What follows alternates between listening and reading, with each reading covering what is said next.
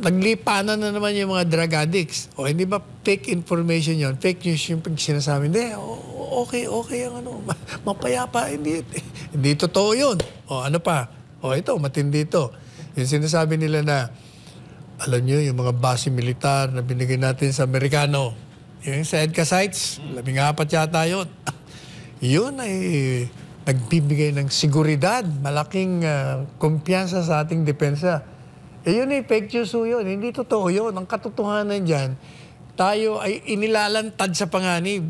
Kasi yung kalaban ng Amerikano, nagagalit sa atin. Yung China, sabi ng People's Republic of China, akala ko ba magkaibigan tayo? Bakit kayo nagbibigay ng mga base militar kung saan manggagaling yung mga missile weapons nila papunta sa amin? Babanatan kami. Sisiraan kami. Sisirain yung aming bansa.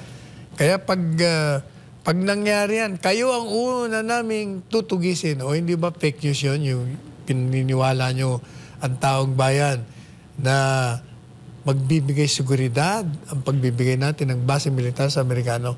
Yun ang pinupunto ng Presidente Duterte na yung mga kalakaran dito sa pangyayari sa ating bansa, parang tayo patungo yata sa diktadurya.